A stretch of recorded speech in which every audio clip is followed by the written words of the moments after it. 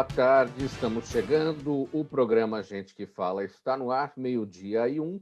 Eu sou o Mauro Friesman. Nossa audiência nos acompanha pela rádio Trianon AM 740 de São Paulo, também pela rádio Universal AM 810 de Santos. Você nos vê pelas redes sociais, imagens do Instagram, do Facebook e também do nosso canal no YouTube.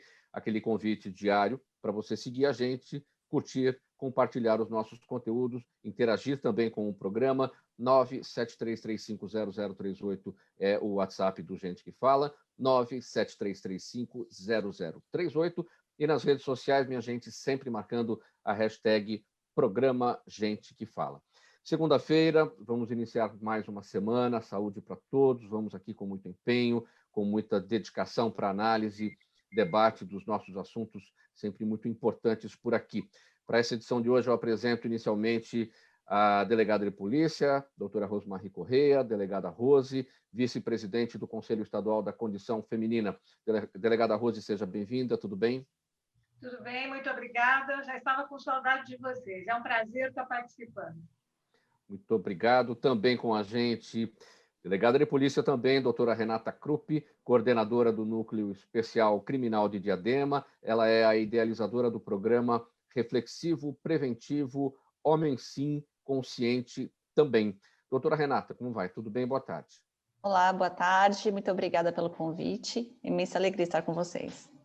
Obrigado pela presença. Seguindo aqui com a nossa apresentação, montando aqui o nosso time, o Rubens Pavão, publicitário, jornalista. O Rubens é secretário nacional para assuntos políticos da Democracia Cristã no Brasil. Tudo bem, Rubens? Tudo ótimo, Mauro. Muito obrigado pelo convite. Um grande abraço a você, a Zenilde e ao nosso querido Fausto Canunha. Parabenizar pelos 20 anos do Gente que Fala e continua falando, né? A delegada Rose, prazer estar mais uma vez com a senhora, o nosso querido Sérgio Jafé e a minha querida Renata Krupp. Um bom programa a todos. Obrigado pela presença, Rubens. Obrigado pelas palavras. O Gente que Fala completando 20 anos de trabalhos prestados em nome da informação, em nome da utilidade pública, ajudando na formação de opinião do nosso público. Também com a gente o doutor Sérgio Jafé, advogado, que é especialista em direito imobiliário. Jafé, bom dia não, boa tarde, né? Tudo bem? Seja bem-vindo. Boa tarde, Mauro. É sempre um prazer estar aí de volta, juntamente com essa produção maravilhosa, o Fausto, a Zenilda, o Pedro, e hoje aí com uma inflação de R's, né? Que nós temos doutora Rose, doutora Renata, senhor Rubens, jornalista, prazer aí estar com todos de volta aí, e principalmente com a doutora Rose, delegada Rose, que já tive prazer de estar no programa aí algumas vezes ao lado dela. Então temos vários R's aí. Uma observação sua impressionante, Sérgio Jafé. Eu não tinha notado essa inflação de R's aqui no nosso time de hoje. Então, exatamente. Vamos de R e vamos de S também. Pessoal, 12:04, vamos ao nosso primeiro assunto. Olha, mesmo sobrevivendo aos riscos do coronavírus, pelo menos 1.700 mulheres morreram entre os meses de março de 2020 e junho de 2021 no Brasil, o que corresponde a mais de 3 assassinatos por dia nesse período. O isolamento social fez com que as mulheres ficassem mais expostas a agressões físicas, sexuais e psicológicas. E, em sua maioria, os agressores pertencem ao círculo social das vítimas, sendo, geralmente, os parceiros ou ex-parceiros. É uma guerra dentro da outra, né, delegada Rose? As mulheres fazendo de tudo para sobreviver à pandemia, mas acabam sendo vítimas aí dos seus parceiros ou ex-parceiros, e aí esse número impressionante de 1.700 mortes entre março do ano passado e junho deste ano aqui. Sua avaliação. Olha, sem dúvida, Mauro, a gente fica muito preocupada e indignada quando você ouve esses números, né? E a tendência, infelizmente, é que essa coisa vá aumentando. A pandemia, além de todos os problemas que ela trouxe para a mulher, mesmo quando ela não tem nenhum tipo de agressão, nenhum tipo de violência, duplicou o trabalho dela. Porque o marido em home office em casa, cuidar da lição dos filhos, que também estão através dos meios digitais, cuidar da casa e todo mundo exigindo dela tudo na hora, tudo direitinho, porque acham que ela tem, a dona de casa, a doméstica, ela tem a obrigação de fazer tudo aquilo. Fora isso, que o trabalho aumentou demais, infelizmente a violência também aumentou. Homens que nós sabemos que às vezes nunca tinham erguido a mão para fazer qualquer tipo de agressão física à mulher, nesse período da pandemia, mudaram o seu comportamento e, em função desse isolamento, dessa situação toda que está vivendo, acabaram a agredir fisicamente. Agora, os feminicídios são uma coisa terrível. Eu diria a você, diria que também isso independe um pouco da pandemia. Nós estamos vivendo num mundo de muita violência. Nós estamos vivendo num mundo de pessoas que não aceitam um não. Né? Porque, normalmente, essa violência, esse assassinato, esse feminicídio, acontece com a mulher quando ela resolve dar um basta numa relação conflituosa, numa relação violenta que ela está vivendo, e aí um dia ela cria coragem e diz, não, agora chega, eu vou parar com isso, e nesse momento, muitas vezes, em muitos casos, ela é vítima do feminicídio. É uma coisa muito triste, é em frente aos filhos, então hoje nós já estamos começando a imaginar como é que ficam os filhos do feminicídio, crianças, adolescentes que assistiram a mãe ser morta pelo pai, e às vezes o pai também se suicidando na frente dos filhos. Enfim, é uma situação terrível que as mulheres estão vivendo. Isso vem trazendo consequências muito ruins para as crianças, para os adolescentes, e a gente está aí na luta, como sempre, né? Há anos, há décadas que eu trabalho nessa área, Renata trabalha nessa área, e a gente luta tanto, a gente, sabe, faz palestras, a gente cria programas, a gente cria meios de defesa, mas às vezes a gente olha e fala, puxa vida, o que será que está acontecendo? Nós não estamos conseguindo debelar essa violência, e dá uma certa... sabe, você fica muito triste, você fica muito até depressivo às vezes, mas aí você respira fundo, vai para frente, diz, nós vamos conseguir, e um dia, não diria que nós vamos acabar, mas nós vamos conseguir pôr esses vagabundos na cadeia e vamos trabalhar no preventivo, no trabalho que a Renata já faz, que é trabalhar os homens também, para que a gente não chegue numa situação como essa. Doutora Renata, números superlativos na questão do feminicídio, uma mazela superlativa, como também destacou a delegada Rose, essa problemática das crianças que são testemunhas dessa violência toda, tem também a problemática das mulheres com deficiência, crimes que acontecem intramuros, e a sociedade muitas vezes não tem conhecimento e fica difícil também a denúncia, né? Então, e quando tudo isso acontece, a gente tem uma subnotificação de situações que também comprometem, essa subnotificação também compromete a questão das políticas públicas, isso quando o poder público presta atenção nas políticas públicas, né? É isso mesmo. O grande problema que a gente verifica é que é um crime silencioso, né? A violência contra a mulher, ele é silencioso, ele acontece dentro de um ambiente onde não há testemunhas. De acordo com as estatísticas do Data Senado, o lugar mais perigoso da mulher estar é dentro de casa.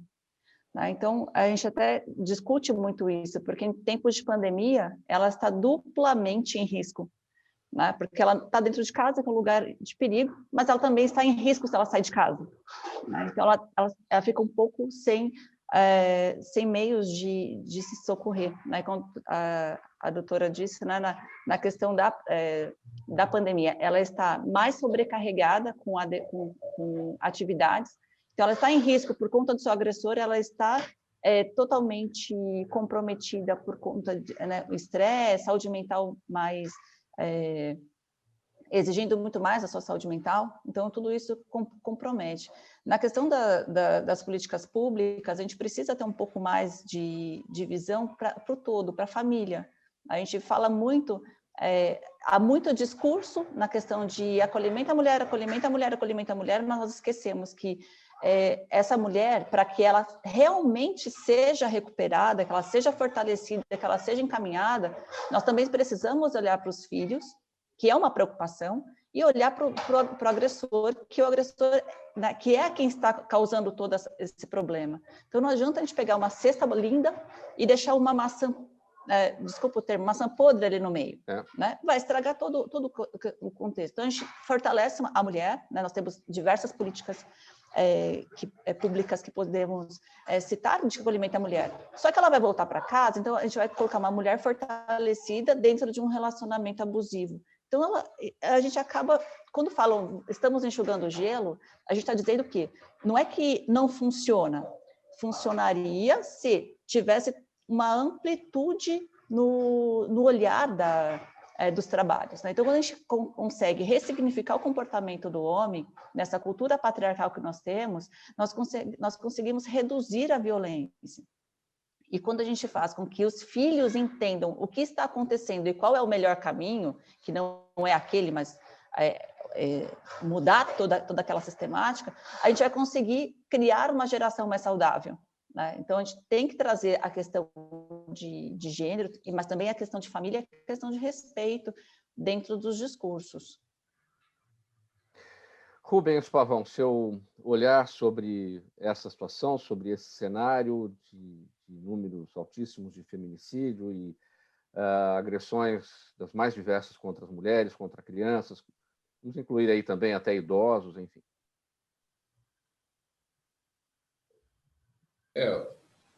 Mauro, nós que somos jornalistas, radialistas, hoje essa violência ela entra na casa de todos os brasileiros. Porque hoje a produção jornalística ela fica facilitada com as câmeras que estão espalhadas pelas ruas, pelos locais públicos e até mesmo dentro de casa, né? Então, essas imagens demonstram que essa violência é no futebol, é na política, é em todos os ambientes. O mundo hoje, os 7 bilhões e tantos de humanos, não são tão seres humanos como nós gostaríamos que fossem, né? Nós estamos vivendo isso em todo o mundo. Essa violência doméstica não é uma exclusividade brasileira, mas, sem dúvida, aqui, como a doutora Renata e a doutora Rose afirmam e já trabalham com isso há tanto tempo, é um trabalho que a gente admira de perto.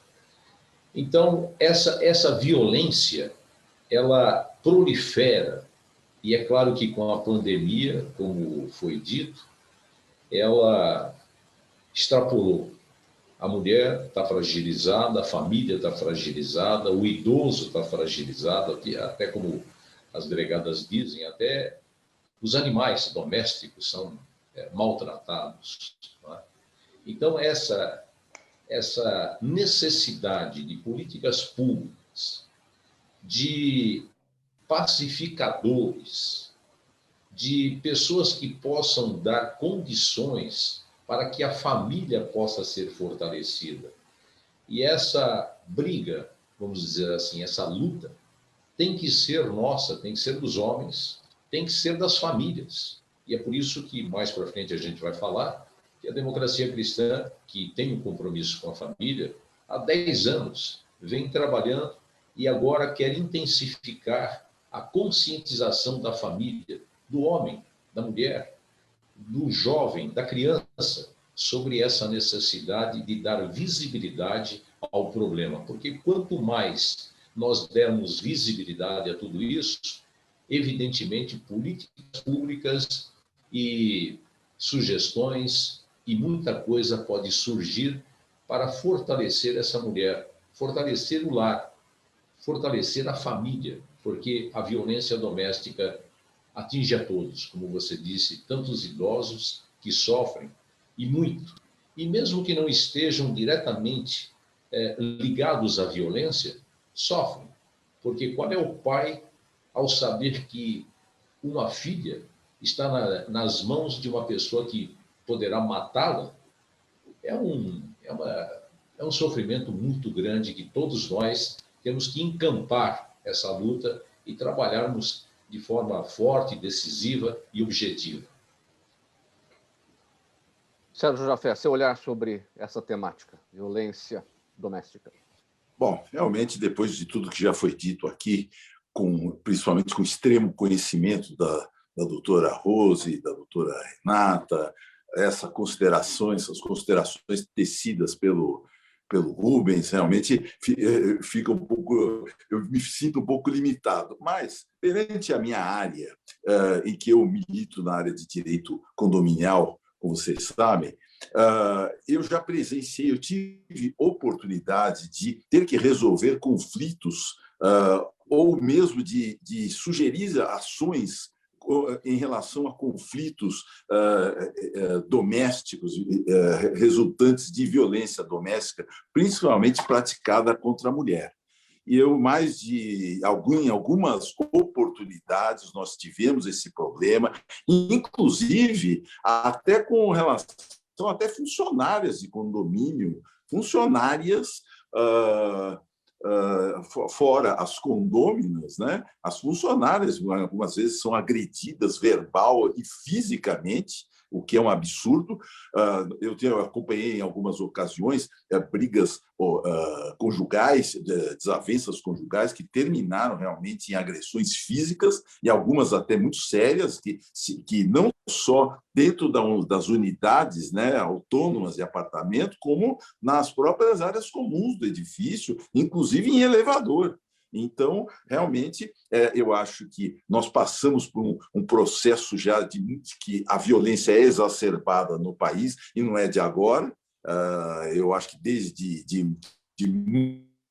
muito tempo nós estamos vivendo isso, vamos dizer, teoricamente mais suscetível, e realmente aí, como até a doutora Rose falou, inclusive a doutora Renata, quando enfatizam que, às vezes, na própria residência se torna um local de periculosidade para a própria mulher. Então, isso é lamentável. A vantagem, que, pelo menos, de quem reside em apartamento, dependendo se o apartamento for de dimensão menor, o barulho pode ser ouvido e, de repente, a pessoa pode ser socorrida, tá certo? Então, diferentemente, por exemplo, de uma casa, né, em que a mulher pode estar sujeita, ou a criança, ou o idoso, sujeita a violência, sem que tenha aquele respaldo, aquela maior facilidade de tentar resgatar, de tentar ajudar essa pessoa que está sendo agredida.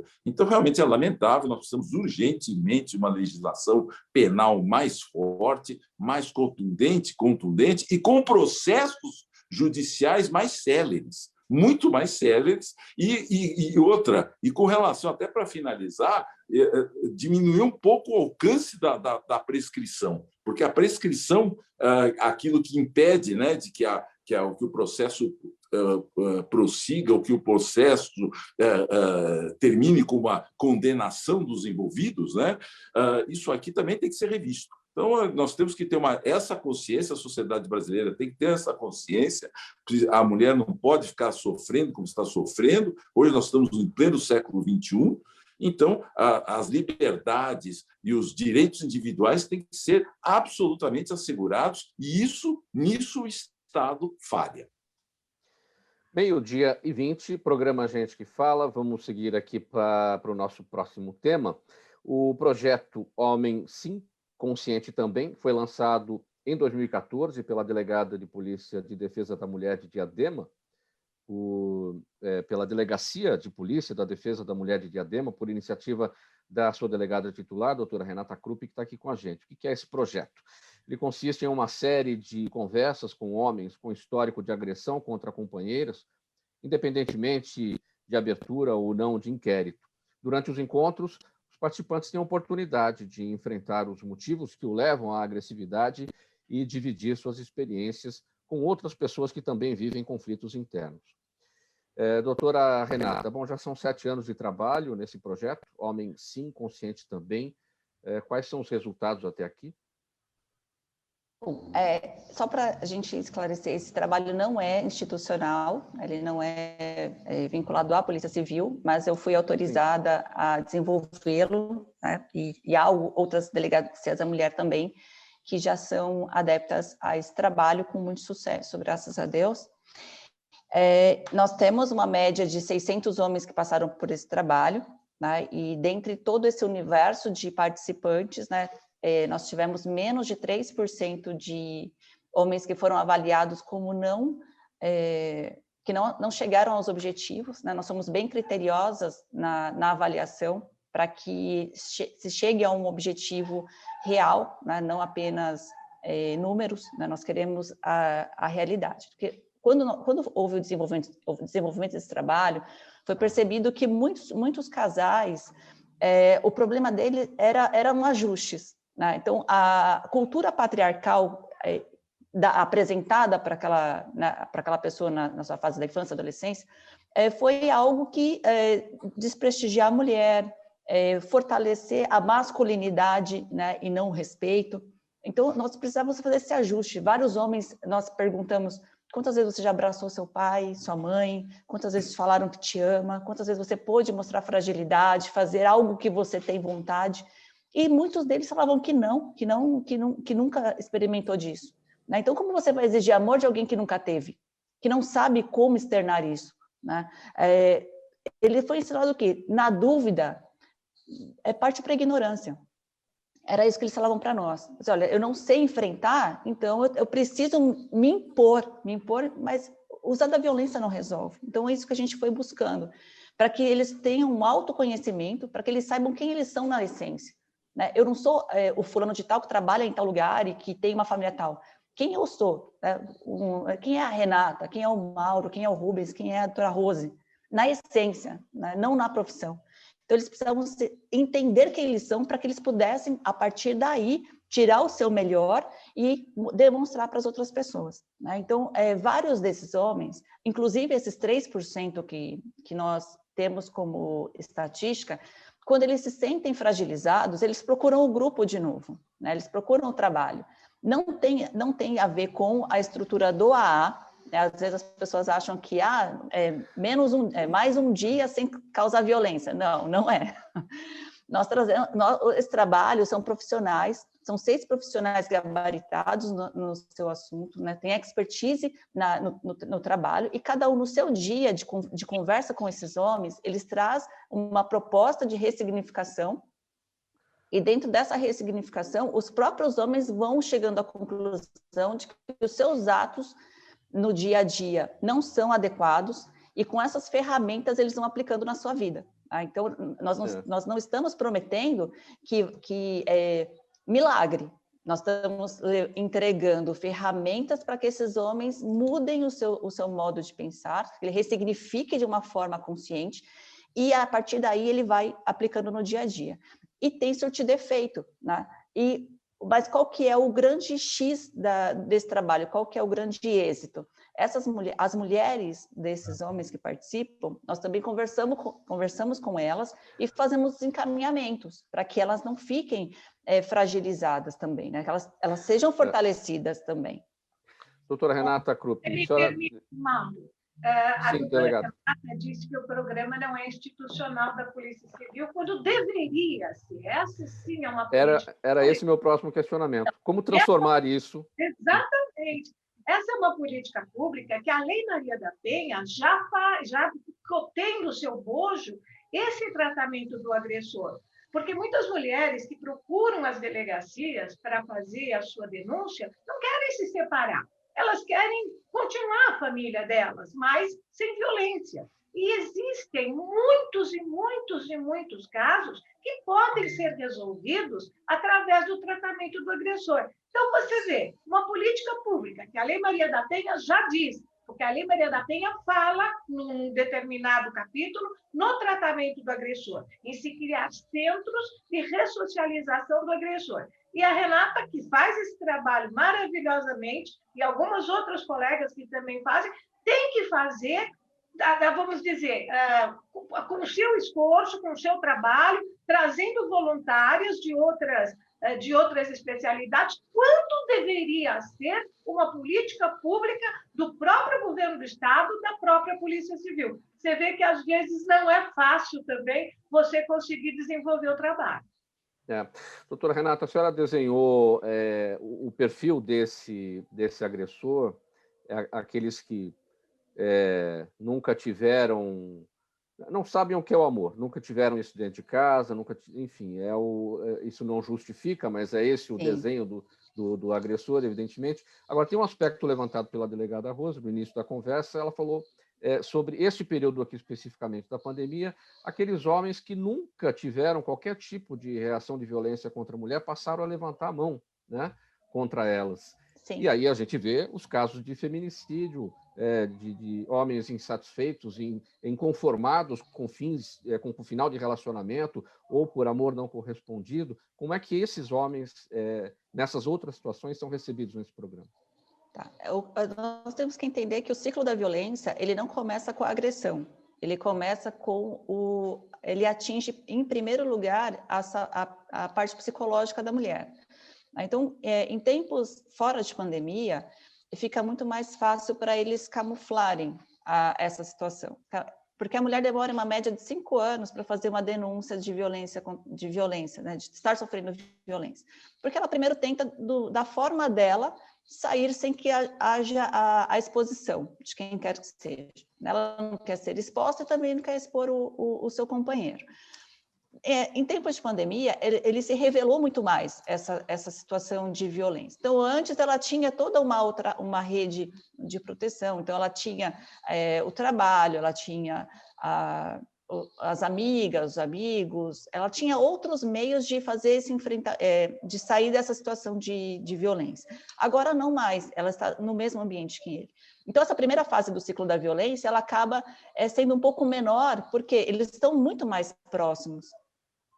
Né? Então, a insatisfação, a dificuldade de entender o relacionamento, esse relacionamento tóxico ou violento, dependendo do grau que ele esteja, acaba se revelando muito mais. Né? Então, quando a gente fala assim, houve um aumento dos casos de violência doméstica, na realidade, houve um aumento de revelação de casos de violência doméstica. Né? Então, eram casos que já existiam, mas eles tinham outros meios de driblar essa situação, e agora não mais. Então, agora ele está muito mais aparente, muito mais visível, muito mais perigoso.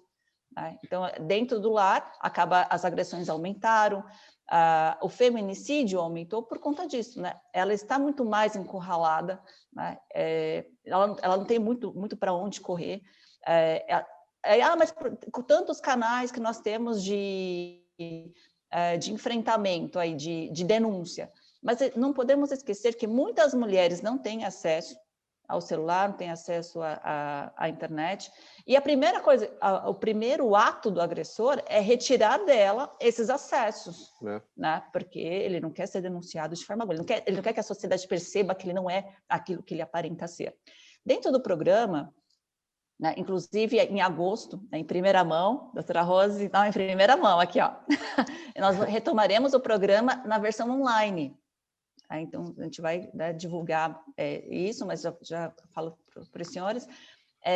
Então, como que eles serão recebidos? Eles vão começar a participar de uma forma online, e também todas as mulheres, não precisa ser necessariamente a parceira dele, né, a companheira, a esposa. O familiar, amigos, rede de proteção, um CREAS, um CRAS, o Conselho Tutelar. Então, quem tiver notícias de que um determinado homem tem um perfil violento e seria interessante que ele passasse por um processo de ressignificação, pode encaminhar os dados dele para o programa. Porque não depende de boletim de ocorrência, não depende de punição. Porque o nosso objetivo não é esperar a punição, é agir antes. Né? É agir naquele momento que ainda nós conseguimos fazer algo para que não potencialize essa violência. Né? Então, nós temos mais de 1 milhão de processos em andamento. E nós sabemos que as notícias que chegam para nós não está perto da realidade. Né? Então, nós precisamos encorajar as mulheres, encorajar as famílias a fazer com que esses homens que têm perfil violento passem por uma ressignificação e, a partir daí, nós vamos conseguir chegar lá naquela estatística do Fórum Econômico Mundial que diz que nós vamos chegar na igualdade de gênero em 100 anos. Então, a gente precisa que isso aconteça. E aconteça antes e o quanto antes. Né? Então, que nós possamos reduzir a violência contra a mulher, reduzir os feminicídios e ter mais respeito na sociedade. Faltando Mas 29... Posso fazer uma colocação, Mauro? Vai lá, já Até para a delegada Renata, eu queria entender, porque agora como advogado falando, né? Porque se a pessoa, o agressor, né, que vamos dizer que eventualmente participe desse programa, ele está, na verdade, ele está fabricando uma prova contra si mesmo ali, né? Ele está assumindo uma condição de agressão diferente, mas é do alcoólico anônimo, né? Então, é um alcoólatra, ele está se prejudicando a si, na maioria das vezes, a si mesmo. Aqui não, aqui é um agressor que atinge uma outra pessoa. E a minha pergunta é essa: nesse caso, a adesão tem sido grande, média, pequena, porque existe esse fator restritivo aí, né? A pessoa vai lá, vai estar se expondo, olha, eu agredi esposa, eu agredi filho, eu agredi idoso. Como é que fica isso? Eu queria entender como é que funciona essa sistemática aí. Doutor, o senhor fez uma pergunta magnífica. Adorei, muito obrigada. Porque é exatamente isso que as pessoas acham, que se ele aceitar, ele está produzindo prova contra ele. Mas quando ele aceita participar, ele não está assumindo que ele é agressor de uma mulher, agressor de quem quer que seja. Ele está admitindo que ele precisa de ajuda. Nós não estamos procurando, esse trabalho, ele não é voltado para o homem que agride mulher. Ele é voltado a um homem que tem um perfil violento, um perfil agressivo, que ele está fazendo mal para ele, em primeiro momento. Ele não está... Quando ele está fazendo mal para o outro, significa que ele já está numa situação ruim. Então, é isso que eles têm que entender. E o que nós fazemos? Esse trabalho ele não é feito na delegacia, ele é feito no local, né, no presencial, ele é feito no local neutro, para mostrar que esse homem está sendo acolhido, no primeiro momento. Porque quando a gente quer mudar uma realidade, a gente não pode pegar violência e resolver com violência. Nós temos que pegar uma situação de violência, uma situação de crise e resolver de uma forma tranquila, uma forma acolhedora. Então, nós estamos acolhendo esse homem. Então, veja, nesse primeiro momento, que era para ele que ele acha que ele deveria ser punido, ele está sendo respeitado. A gente está mostrando para ele que com respeito que a gente muda as coisas, é com respeito que a gente resolve.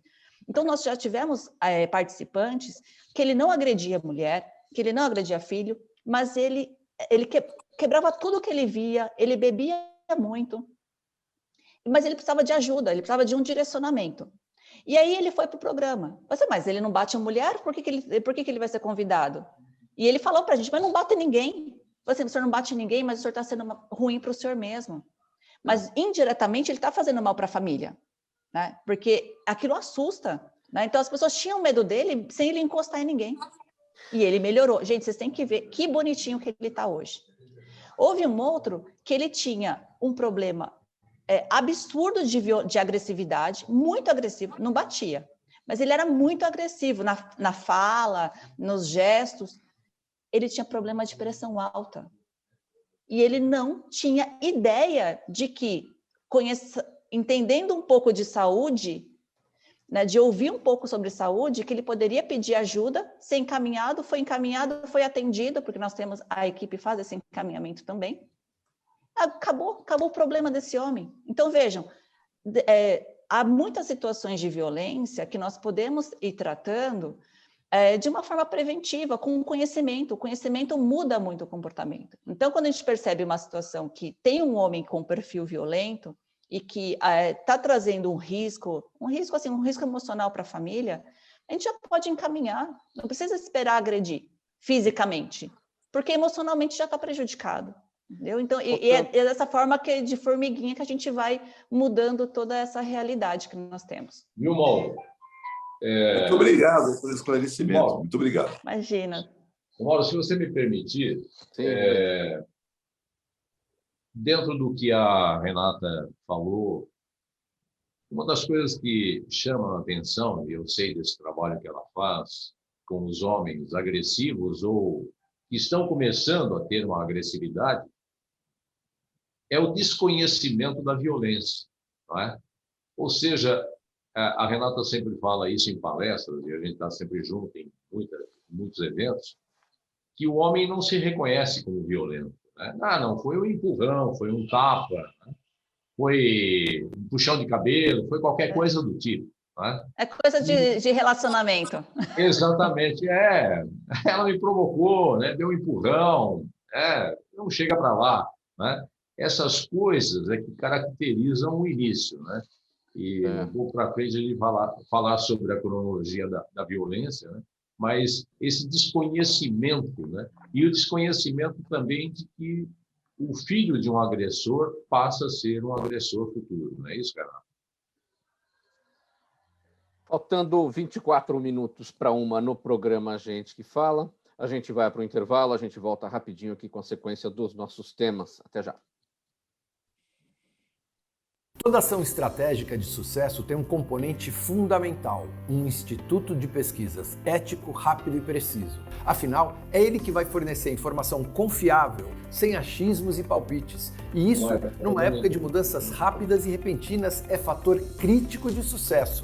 A Orbis é um instituto de pesquisas que une precisão e confiabilidade estatística com a mais alta tecnologia de pesquisas do mercado. Tem inteligência artificial, robótica, big data, entre outros recursos, para que você tenha uma informação correta, confiável, com o menor custo e no menor tempo possível. Na sua próxima ação, seja ela corporativa ou política, comece pela Orbis, porque com a informação correta você vai mais longe, mais rápido e com mais segurança.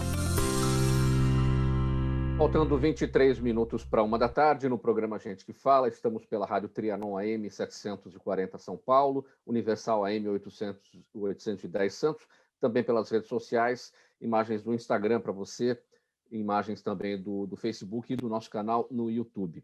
Seguindo aqui com o nosso próximo assunto, pessoal, quantas mulheres sofrem sozinhas por anos e muitas vezes por medo ou por poupar os filhos não denunciam os seus agressores? Foi pensando nessa questão que o Partido Democracia Cristã se engajou à causa das vítimas do silêncio, com campanhas de esclarecimentos e conscientização nas cidades, atendendo às solicitações de prefeituras e ações partidárias voltadas a ajudar contra essa crescente tragédia que atinge as famílias brasileiras.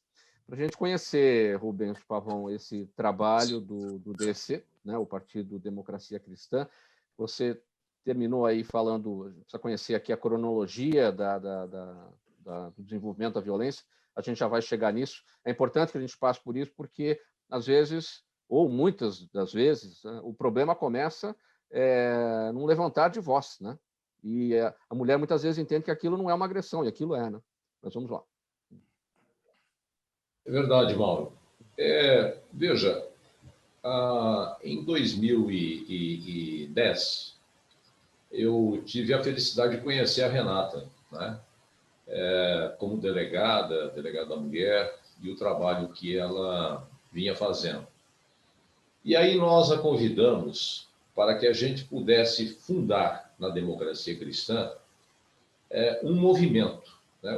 A Democracia Cristã tem vários movimentos, né? A Democracia Cristã Mulher, a Democracia Cristã Jovem, Meio Ambiente, que tem a denominação de Ecoplanet, né? A igualdade, né? Entre todos, vários artigos. Todo mundo sabe, o constituinte Emael é um dos principais constituintes e ele tem várias conquistas voltadas para a família, né? E a base fundamental da própria Constituição é o artigo 3º, inciso 1º, construir uma sociedade livre, justa e solidária. E dentro disso, nós temos um compromisso muito forte com a família, que não é pura e simplesmente um compromisso da democracia cristã do Brasil. A democracia cristã, ela hoje está em mais de 100 nações. E nós pertencemos à ODCA, que é a Organização da Democracia Cristã da América, e ela reúne 23 nações com cerca de 30 partidos de denominação democrata cristã.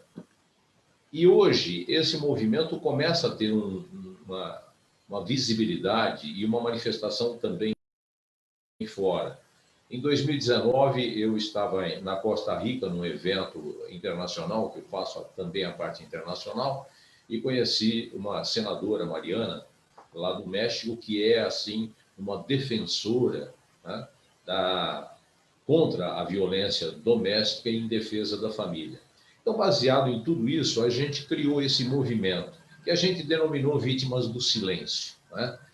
Porque são as vítimas do silêncio. Inclusive, a gente define como campanha mulheres, sejam vivas, liguem, né?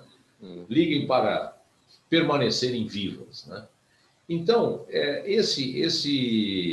essa vontade de fazer um movimento nacional, porque nós hoje temos aí mais de 1.000 cidades pelo Brasil, onde nós estamos organizados.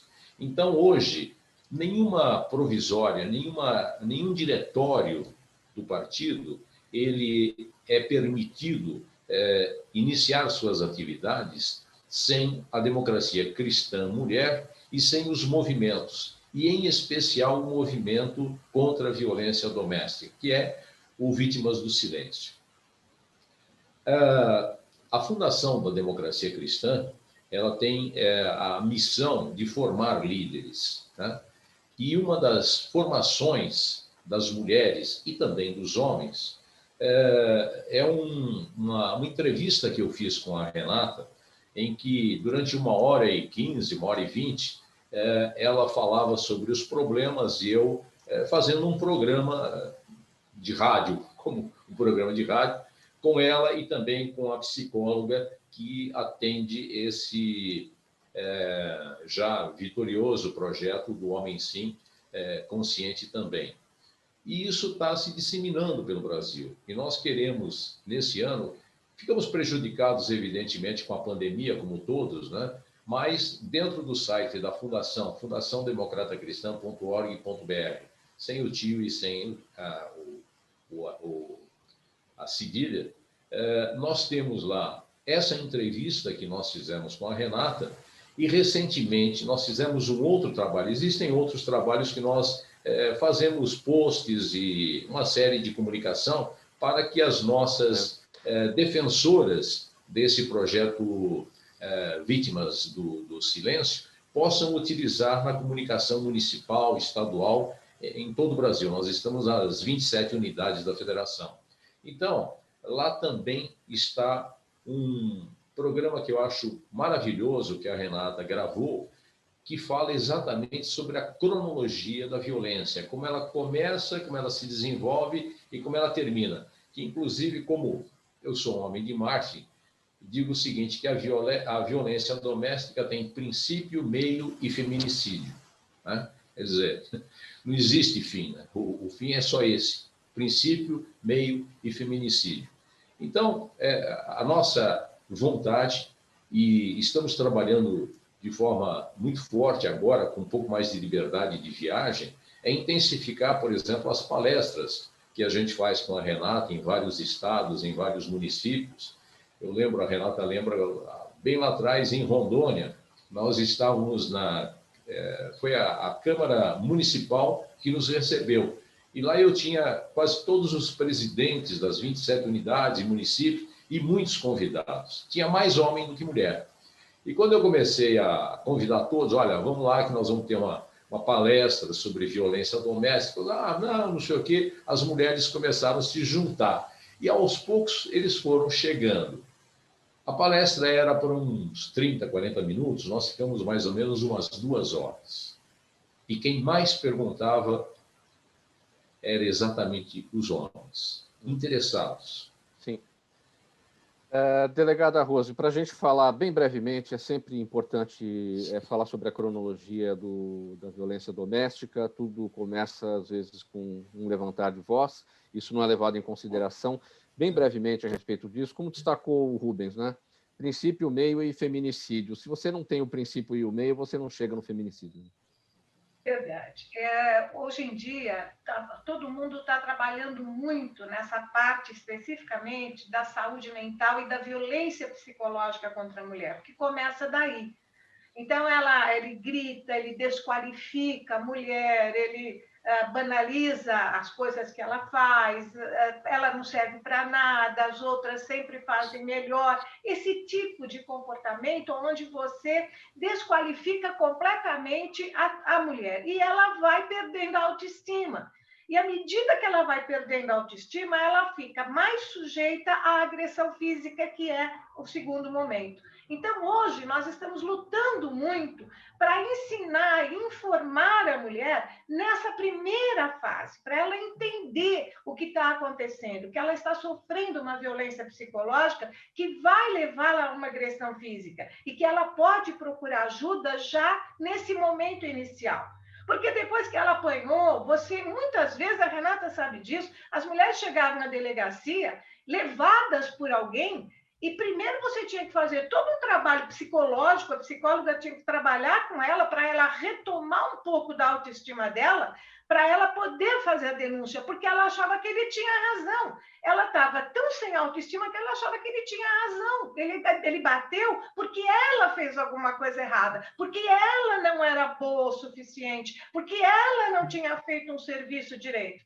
Então, a gente está trabalhando muito hoje nessa primeira fase, né? Nessa porta de entrada, se é que a gente pode dizer assim, que é o começo do grito, do empurrão, da desqualificação, para evitar que você chegue no meio, que é a violência física e é o feminicídio, como disse o Rubens. Então, a gente está trabalhando muito nisso. E a gente descobriu, pessoal, que uma grande maioria de mulheres não tem ideia de que está sofrendo violência psicológica dentro de casa.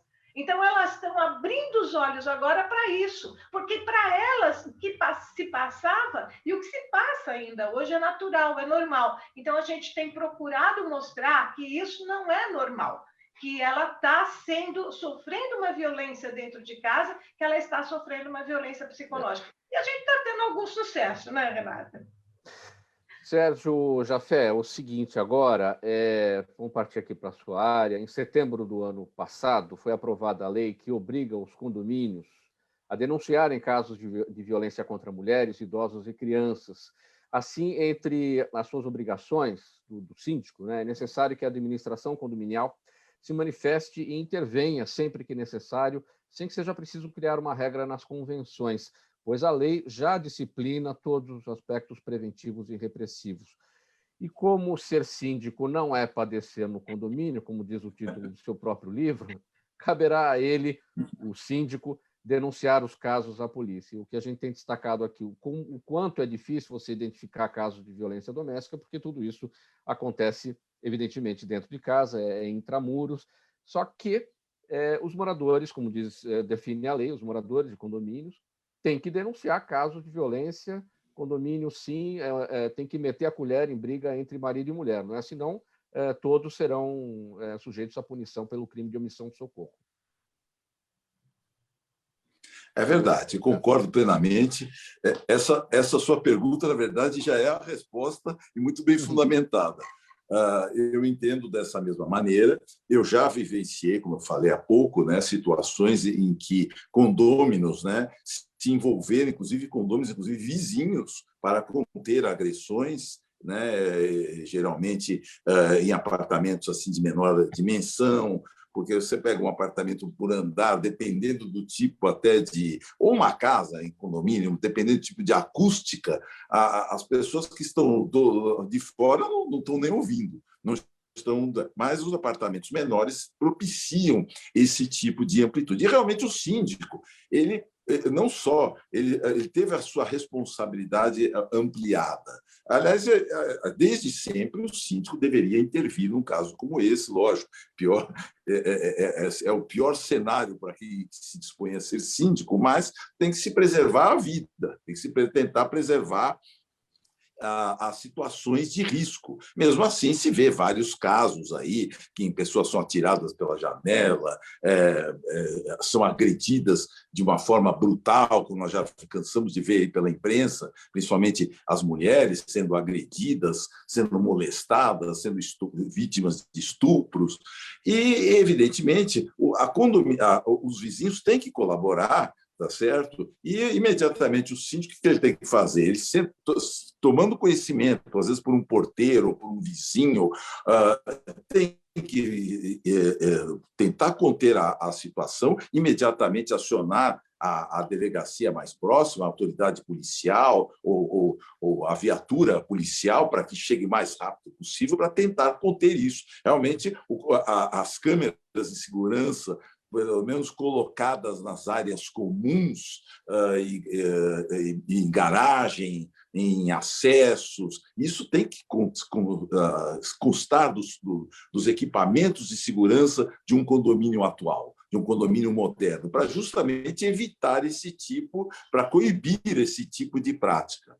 Então, o que se recomenda? Se recomenda que o síndico... Pode falar. Desculpa, Sérgio, os síndicos estão devidamente informados a respeito dessa lei pelas administradoras? Os síndicos estão, se diz no popular, estão ligados nisso? Os síndicos profissionais talvez mais? Não. Não. Sim.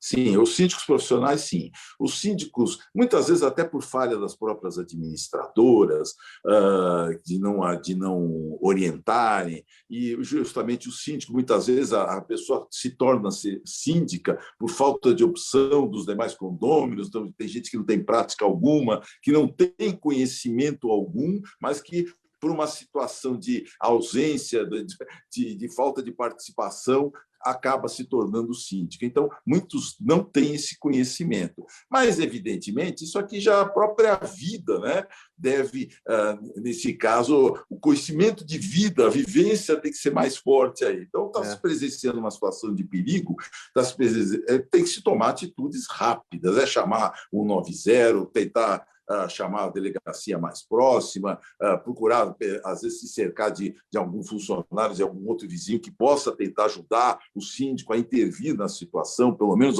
para tentar apaziguar os ânimos. Então, isso são atitudes que têm que ser realizadas e num espaço curtíssimo de tempo, justamente para preservar a vida.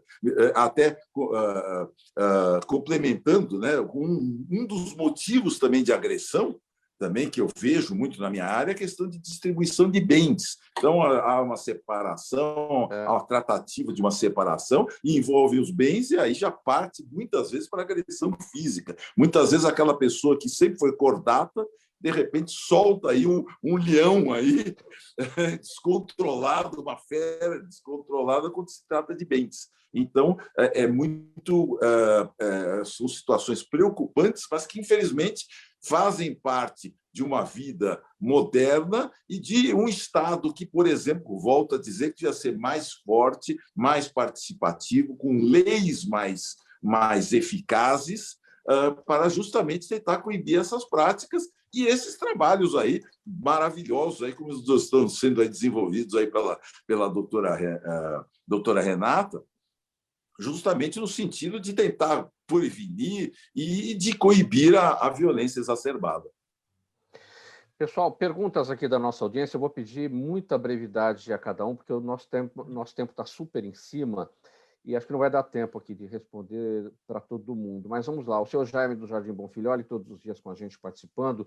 Delegada Rose pergunta ao senhor Jaime por que o poder público não consegue dar condições humanas para a Cracolândia e seus entornos. Não tem exatamente a ver com o nosso tema de hoje, mas aqui um olhar importante aqui do seu Jaime sobre essa questão da Cracolândia.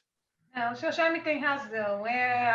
A Cracolândia realmente é um câncer, mas não é que o poder público não dá conta. Existe uma série de entraves, inclusive de traficantes que ficam lá, inclusive dessas próprias pessoas drogadas que não se autodeterminam mais e acabam agredindo,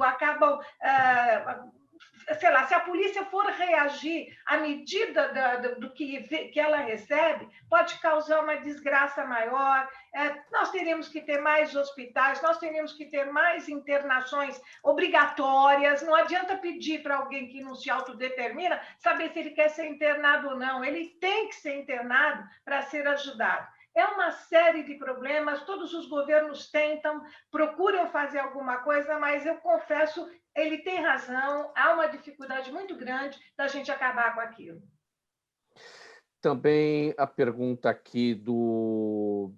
Vamos ver aqui, doutora Renata, a Vera Lima também, nossa audiência de todos os dias. Quais seriam as principais soluções governamentais para dar maior segurança e proteção ao denunciante, né, das pessoas que observam os crimes de violência doméstica e precisam denunciar? Bom, essa segurança, de certa forma, existe, né, pelo Disque Denúncia, eles não são identificados, então as pessoas que estão presenciando alguma situação de violência, elas podem entrar em contato.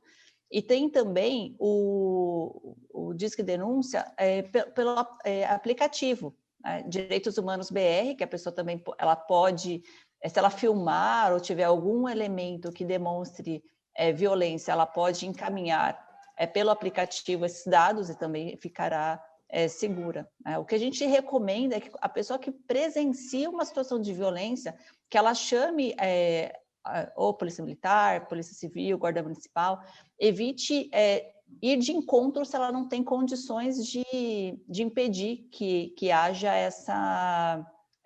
que aconteça essa conduta. Ou acolher essa mulher, né? Acolher, aí tudo bem.